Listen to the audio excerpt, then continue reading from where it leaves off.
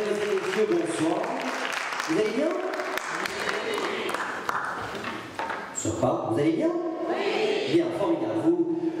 Je suis très heureux déjà d'être présent pour cette grande soirée Hadassa Jeune. J'en ai beaucoup parlé dans les émissions sur Radio Shalom et vous savez ô combien l'association Hadassa France me tient à cœur. J'en profite pour faire un gros bisou devant tout le monde. Michel Israël, directrice Hadassa France, vous l'applaudir parce qu'elle fait déjà un travail absolument formidable. Voilà, je vous en prie, installez-vous, prenez votre temps, on a tout le temps. Je vais d'ores et déjà inviter à venir me rejoindre sur scène David Serrero. David Serrero, le président d'Hadassa Jeune, accompagné du docteur Sidney Ohana, président d'Hadassa France.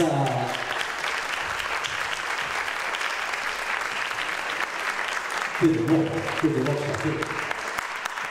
comme si on ne s'était pas vu, mais en fait on s'est vu. Mesdames et messieurs, bonsoir, comment allez-vous?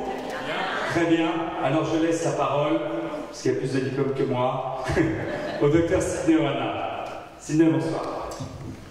Bonsoir à vous tous, j'ai peu souvent l'habitude de parler devant un public aussi jeune, et donc j'en suis vraiment flatté et honoré. Et puis surtout enthousiasmé, optimiste, parce que je me dis que voilà, il y a peut-être une relève de jeunes qui apparaît.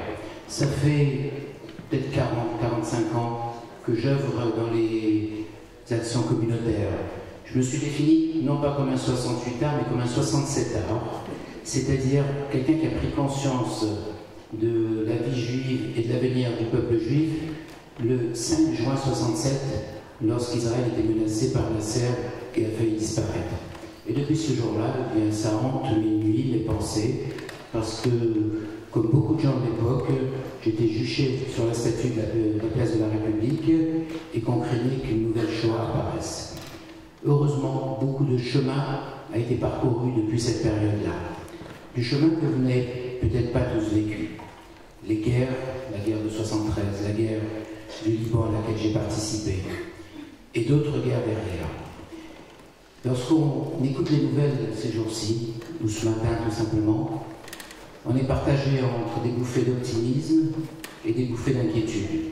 Et si j'avais votre âge et votre jeunesse, je me dirais de quoi va être fait l'avenir. Je ne parle pas simplement de l'inquiétude du travail, de la crise, de l'euro, de la Grèce, etc., que vous suivez comme moi.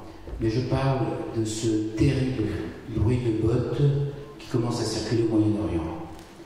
Si les Israéliens sont en train de s'entraîner avec leurs avions en Sardaigne avec l'OTAN, si l'Arabie Saoudite envisage de déclarer la guerre à l'Iran, si sur le Conseil national d'opposition en Syrie, sur les 19 membres, 11 sont islamistes, si le Hezbollah dispose de 200 fusées Grad et est prêt à les lancer sur Israël dans tous les systèmes de défense seront saturés, mais quand on accumule tout ça, on a du mal à dormir.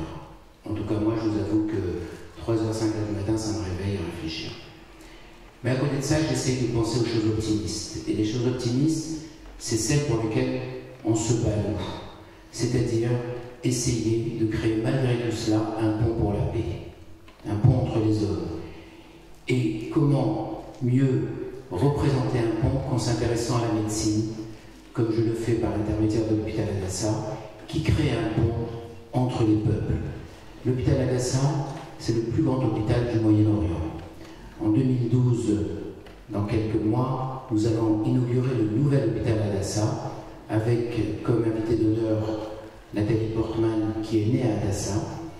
Et nous allons donc montrer que Hadassa va disposer des plus belles infrastructures au Moyen-Orient et rivaliser avec les 10 plus beaux hôpitaux du monde. Pour cela, ça a nécessité beaucoup d'efforts. Beaucoup d'efforts depuis 1912 quand un petit groupe d'infirmières a décidé de créer cet hôpital pour aller soigner la malaria en terre de Palestine.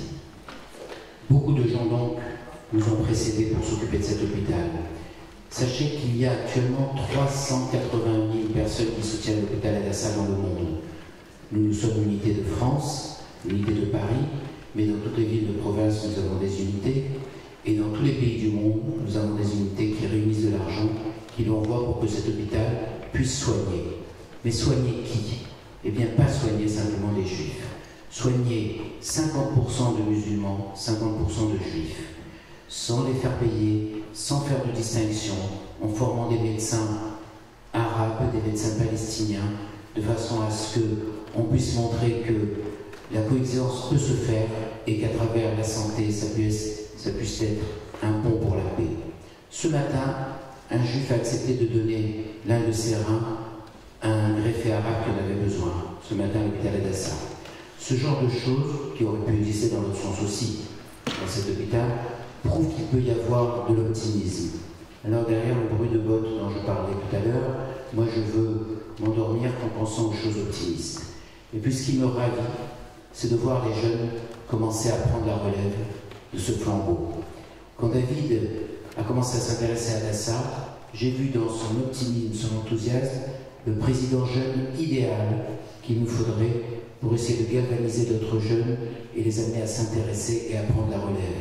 J'aimerais bien que parmi vous émergent, lui ou d'autres, les prochains responsables de Adassa, parce que cet hôpital qui a déjà, en quelques années d'existence, dans un État qui a à peine 60 ans d'existence, fournit plusieurs prix Nobel, eh bien, cet hôpital sera amené à montrer tout ce que l'État d'Israël peut apporter au monde avec sa démocratie exemplaire. Donc, je ne pourrais pas plomber l'atmosphère, mais c'était mon rôle en tant que président national en France, à mon âge, avec le recul que j'ai, de vous parler comme ça, mais évidemment je m'efface juste après pour laisser aux jeunes montrer l'exemple. Les représentants des radios sont Radio Beurre et Radio Juive, donc vous voyez que c'est un bon exemple ici de ce qui peut se faire dans l'avenir. Donc il faut qu'on continue à se battre malgré la haine qui existe pour montrer l'exemple, tout en étant vigilant. Je vous remercie de votre attention. Merci, docteur Oana. Je vais passer la parole au président d'Adassa Jeunes, David Serrero, qui est un garçon qui se caractérise par sa gentillesse et sa motivation que je connais depuis de très nombreuses années. On a fait pas mal d'émissions ensemble à peu près. Et alors c'est très marrant parce que j'ai dans la main quelque chose que tu ne connais absolument pas. J'ai dans la main un CD, David Serrero, c'est toi? Tu te reconnais? Très bien. Et David Serrero a accepté quelque chose d'assez formidable, c'est de dédicacer cet album après son récital, je vous en reparlerai ce soir, et l'intégralité des bénéfices ira directement à l'hôpital Adassa. C'est plutôt un geste que l'on applaudit. Donc je compte sur vous pour vous procurer ce CD. Merci Greg, merci Sidney. Je suis très ému, j'ai presque envie de pleurer, mais je ne vais pas le faire parce qu'on ne se connaît pas encore très bien. Et ben, je ne vais pas être quoi rajouter de plus parce que Sidney a tout dit. Je suis tombé amoureux de cet hôpital. C'est ma grande amie Michel Israël qui m'a donné le virus, si je puis dire. Et donc en fait, cet hôpital, je me suis tout de suite retrouvé puisque en dehors d'être les pionniers dans la recherche médicale, dans la technologie, etc., c'est également un symbole de paix, puisque comme l'a formidablement bien rappelé mon cher ami Sidney, il n'y a aucune distinction entre les peuples, entre les races. Et ça, je trouve que c'est extraordinaire. Alors ce soir, avant de vous donner, d'avoir le plaisir de vous donner un concert, bonsoir, je vous en prie, installez-vous, salut, bienvenue, on les applaudit très fort. Chez nous, que Dieu nous garde, tu peux marquer 20h, à 22h, il y a encore des gens qui arrivent. Alors, non, vous avez bienvenue. J'ai la chance d'avoir deux formidables humoristes qui s'appellent Alexandre Darmon et qui s'appellent Tariq. Alexandre Darmon, Greg va le dire mieux que moi, est sur Radio Shalom, formidable humoriste, et Tariq est un formidable humoriste qui est sur Beurre FM. Et je compte sur vous pour lui faire un très très bel accueil, vraiment, parce que quand je lui ai parlé de Adassa, il n'a même pas cherché pour ça, il a dit je viens tout de suite. Et ça, je peux vous dire, je suis très très ému qu'il soit là, et on essaye ce soir modestement de faire un petit peu ce que fait l'hôpital Adassa. Voilà, je te laisse Greg et je vous dis à très vite. Bonne soirée mesdames et messieurs.